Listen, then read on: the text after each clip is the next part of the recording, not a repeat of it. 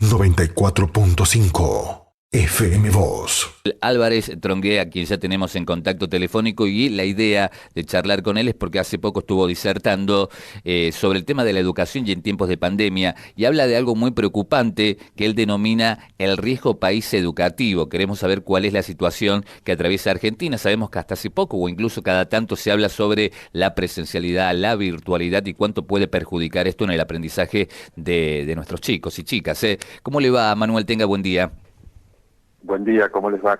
Bien, gracias por atendernos, Manuel. Por favor. En principio, saber cómo y a qué se refiere usted cuando habla del riesgo país educativo y cuál es la situación en concreto de la Argentina.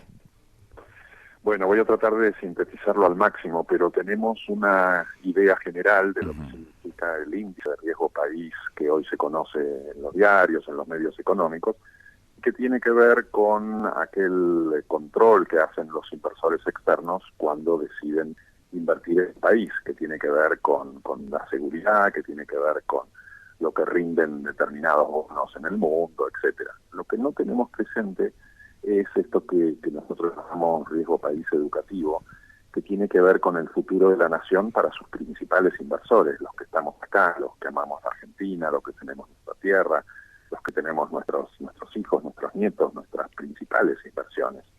¿Y cómo se mide este riesgo? Se mide en el futuro, en un índice de desarrollo futuro del ser humano, y ese índice de desarrollo futuro está muy ligado a lo que es su educación.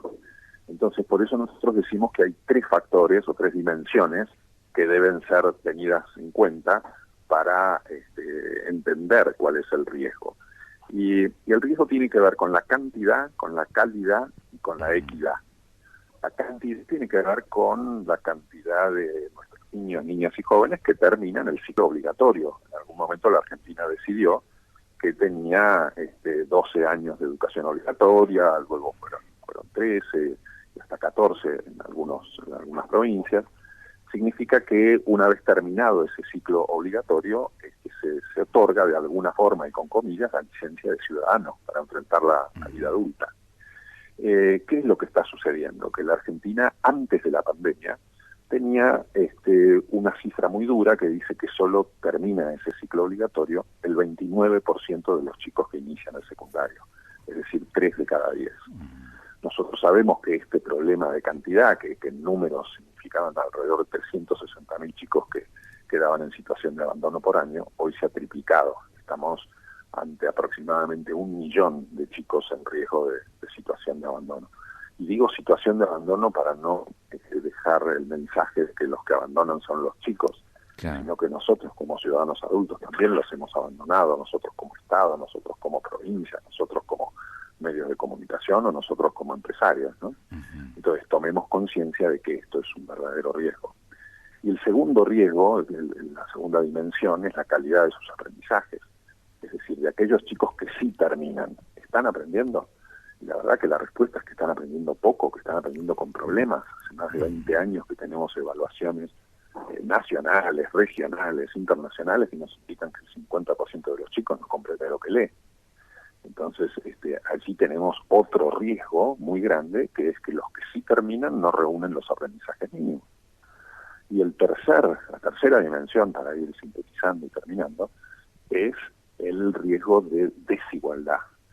La educación es para todos, la educación pretende construir un país educando a todos por igual. Bueno, pues esto no sucede en Argentina. Los niveles socioeconómicos más bajos, que son los que deberían tener mejor educación, son los que están logrando los peores resultados. Y estos números que antes dije se incrementan. No solo el 50% es el promedio, en las clases más bajas es el 60% o más, que no comprenden lo que leen, no pueden desarrollar un ejercicio de matemáticas, tienen problemas en ciencias. Entonces, todo esto conforma una grieta de una construcción, no una grieta ideológica, una grieta de una construcción que puede hacer que el futuro del país se caiga. Entonces, tenemos que tomar conciencia de ese riesgo, porque esta es una obligación de todos, no es solamente una obligación de un gobierno, es una obligación de toda la sociedad en visualizar el problema y reclamarlo.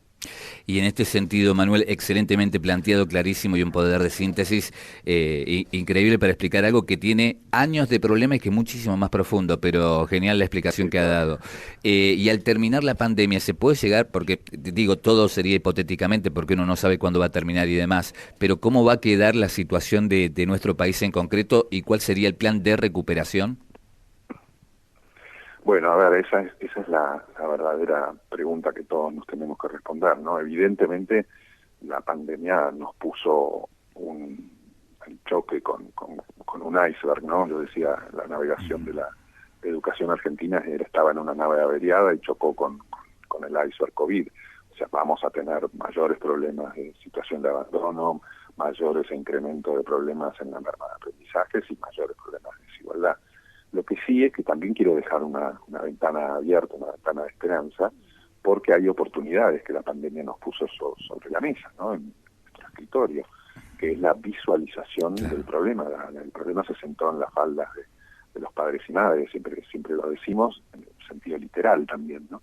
Y esto significó que ellos valorizaran lo que es la escuela, valorizaran lo que es los docentes, valorizaran la necesidad del aprendizaje de los chicos y de los problemas socioemocionales que supuso todo este confinamiento, ¿no? Entonces yo creo que eso es una oportunidad de hacer esta verdadera alianza con la escuela y con los docentes. Y la segunda es la tecnología, que también nos la puso y aceleró el uso de lo que se llama educación híbrida, que va a ser una mezcla de educación online con la educación presencial.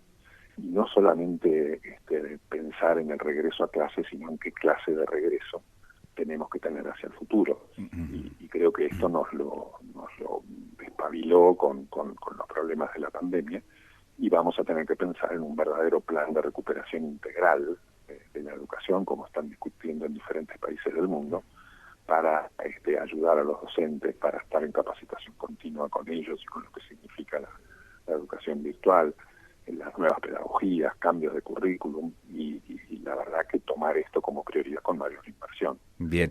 En todas las provincias también. Manuel, ya por último y agradeciéndole, insisto, en estos minutos, sabemos que es una voz más que requerida, así que le agradecemos estos minutos. Por último, ¿cómo observó desde lo educativo, por supuesto, las decisiones que tomó el gobierno nacional?